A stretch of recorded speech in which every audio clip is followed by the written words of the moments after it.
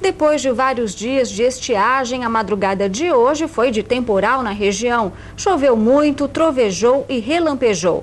Apesar disso, o Corpo de Bombeiros não registrou nenhuma ocorrência. E você sabia que nós estamos no período de maior ocorrência de raios? As tempestades de verão trazem o risco de descargas que, além de prejuízo, podem matar. E uma das maneiras mais eficazes de se proteger é com a instalação de para-raios, um equipamento exigido por lei. Veja na reportagem de Kelly Varrasquim. Os raios são correntes elétricas, descargas de energia que, quando atingem a superfície, podem causar danos materiais e até mortes. No Brasil, país onde o fenômeno acontece com maior frequência, estima-se que 100 mil pessoas morrem por ano vítimas de relâmpagos. A jogadora de futebol Regiane da Silva, de 27 anos, morreu atingida por um raio numa partida de futebol em Valinhos. Ela, que era de Votorantim, teve 2 paradas cardíacas. Este é um tipo de fenômeno típico do verão. O tempo seco, o forte calor e os temporais são condições que favorecem a ocorrência de raios. E como não é possível evitá-los, melhor é se proteger deles. No campo, abaixar e colocar as mãos sobre a cabeça é uma boa dica. Nunca fique embaixo de árvores. Não se aproxime de cercas ou redes elétricas. Evite piscinas, lagos e rios. Nunca fique ao lado de um carro. Dentro dele, você está mais protegido. E também não use telefone ou equipamentos elétricos durante um temporal. Outra importante medida de segurança é a instalação de para-raios. E em Sorocaba existe uma lei municipal que regulamenta o uso destes equipamentos. Prédios com mais de 3 andares, ou que comportem um grande número de pessoas, como escolas, hospitais e igrejas, são obrigados a ter este tipo de sistema de proteção. O projeto do vereador Marinho Marte também determina que os para-raios radioativos sejam substituídos. Este tipo de equipamento foi proibido em todo o país por não produzir o efeito desejado e também por ser cancerígeno. A lei municipal não só ela busca adequar a legislação, como implantar ou exigir que os prédios de Sorocaba tenham essa proteção contra raios. E os prédios, na verdade, por questão de segurança, por questão de garantir a integridade das pessoas, devem ter o maior interesse de implantar esse sistema. Este especialista explica que na maioria dos prédios onde há para-raios, o equipamento não está de acordo com a Associação Brasileira de Normas Técnicas. 98% dos prédios em Sorocaba, através de um levantamento realizado, eles estão fora de norma, ou seja, precisam de uma adequação.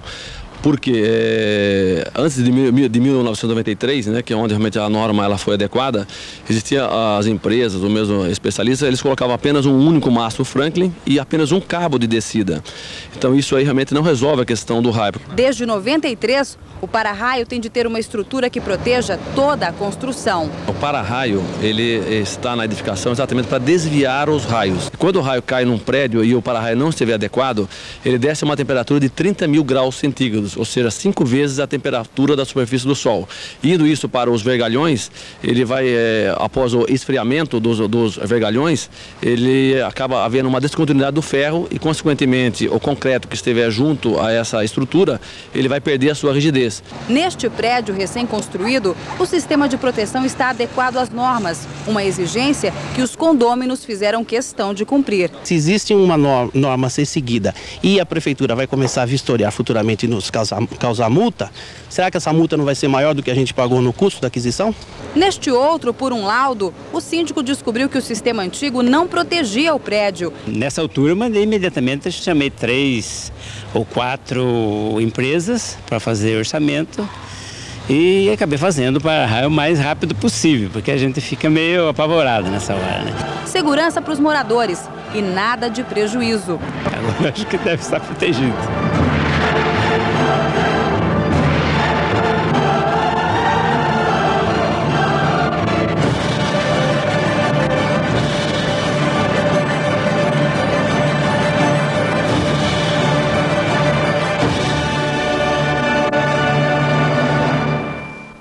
Bem, agora nós vamos até o alto da Boa Vista, onde está a repórter Kelly Varrasquim. Um local, geralmente os locais mais altos da cidade são os locais mais perigosos, aí que tem maior incidência de raios. Ainda bem que o tempo está aberto agora, não tem nenhum problema, você pode ficar aí em campo aberto sem nenhum medo, não é, Kelly? Agora me diga uma coisa, você mostrou nessa reportagem aí todas as exigências, né, tudo que se preconiza como norma de segurança para garantir a segurança dos prédios e das pessoas.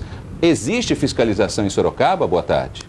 Boa tarde, Marcelo. Existe sim, só que essa fiscalização ela é parcial. De acordo com essa nota oficial que a gente recebeu da assessoria de comunicação da prefeitura, a nota diz o seguinte, que quando o prédio é novo, quando a construção é nova, para requerer o habite-se, o proprietário ou responsável deve apresentar um laudo, né? E esse laudo deve conter o seguinte, relatar todo o procedimento de instalação, e também especificar que tipo de equipamento foi usado. Depois disso, uma equipe da prefeitura vai até o local, fiscaliza, verifica se as leis e as normas estão realmente sendo cumpridas. Se a pessoa não apresentar esse laudo, aí o habite-se não é concedido. Agora, o que preocupa é que os prédios antigos, né, os prédios que têm para-raio já há bastante tempo, essa lei é de 2000, então os para-raios que foram instalados antes de 2000, não há tanto tempo assim, nesses locais não existe fiscalização. E a nota diz o seguinte, que a lei existente não regulamentaria isso. Agora a lei é clara, ela diz que é preciso substituir esses para-raios radioativos, que são para-raios bem antigos, né, que estão instalados em prédios antigos e que ainda existem muitos aqui em Sorocaba. Então, se não existe uma fiscalização nos prédios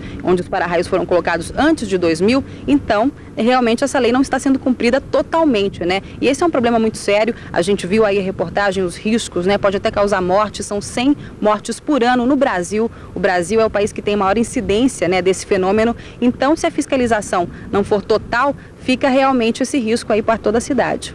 Marcelo. O Kelly, fica aqui o compromisso, né, do SPTV. O secretário de Edificações e Urbanismo, José Antônio Bolini, está viajando, mas a gente se compromete, gostaria muito, inclusive, de poder acompanhar uma fiscalização aí do setor responsável por isso. A gente precisa realmente retornar a esse assunto para saber um pouco mais dessa fiscalização, né? Saber se esses prédios mais antigos realmente não passariam por nenhuma vistoria. Tá certo, Kelly. Obrigado pela sua participação.